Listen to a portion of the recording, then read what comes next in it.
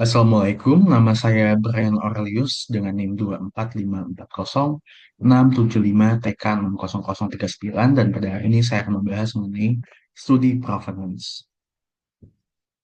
Studi provenance adalah studi mengenai asal material sedimen dan analisis ini bertujuan untuk mengetahui batuan sumber, proses pelapukan dan juga transportasi, serta setting tektonik dari daerah asal sedimen.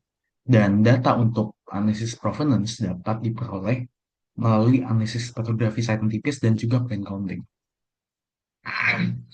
Terdapat tiga komponen utama pada batu pasir. Yang pertama adalah kuarsa yang paling resisten secara kimiawi, feldspar yang lebih mudah lapuk, dan juga litik yang merupakan fragmen dari batuan asal. Perbandingan ketiganya menunjukkan karakter batuan sumber dan juga kematangan sedimen yang bervariasi. Dan kemudian terdapat beberapa faktor untuk kelimpahan komponen, antara lain adalah kelimpahan pada batuan asal, durabilitas mekanik, stabilitas kimia, iklim, relief, dan juga daerah asal dari sedimen tersebut. Berikut adalah klasifikasi Petty John dari tahun 1975. Di sini kita dapat melihat bahwa klasifikasi batu pasir bergantung terhadap komponennya. Antara lain adalah kuarsa, kelimpahan kuarsa, feldspar, dan juga litik. Dan juga akan turut bergantung kepada persentase matriksnya. Di sini dibagi jadi 0, 15, dan juga 75% sebagai batasnya.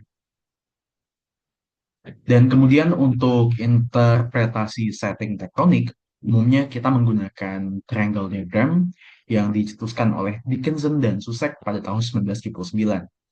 Di sini terdapat pada yang A, diagram KFL yang lebih umum, yang B, diagram KMFLT yang berasal dari recycled orogen, yang C, diagram KIPE LVLS yang berguna untuk recycled orogen dan juga magnetic arc, dan juga yang D, diagram KMPK untuk recycled orogen dan juga magnetic arc.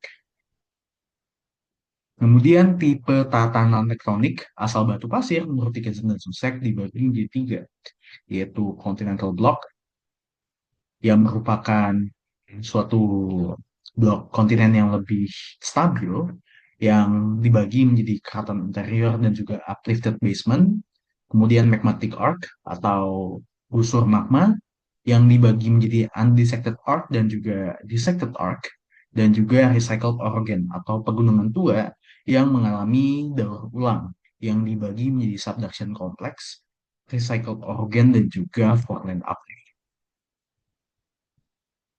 Kemudian di sini kita membagi continental block menjadi dua, yang keduanya akan memiliki kandungan kelimpahan komponen yang berbeda-beda.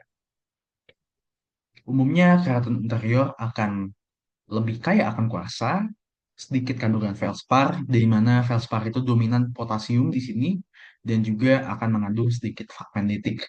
Sedangkan untuk uplifted basement umumnya kaya akan litik sedimen, memiliki sedikit kandungan kuarsa dan juga sedikit kandungan feldspar. Kemudian untuk magmatic arc dibagi menjadi dua, yaitu undissected arc yang belum tererosi. Umumnya magmatic arc yang belum tererosi ini mengandung komponen litik vulkanik yang cukup kaya, begitupun dengan kandungan plagioklas, dikarenakan output dari material vulkanogenik yang masih aktif, yang masih banyak, serta sedikit kuarsa dan juga ortoklas. Sedangkan untuk dissected arc umumnya mengandung plagioklas dan ortoklas dalam jumlah yang sama dan juga sedikit litik vulkanik.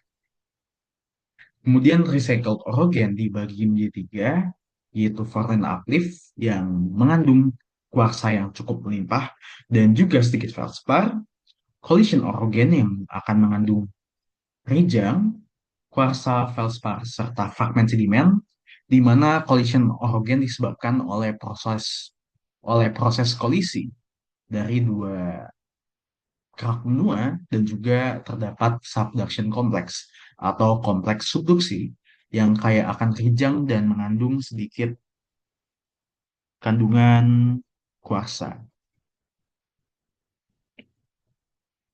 Kemudian diagram QMFLT. Diagram QMFLT ini spesifik dalam membedakan batuan asal pada recycled orogen. Jadi pada diagram QMFLT ini, Rijang dikelompokkan ke dalam litik.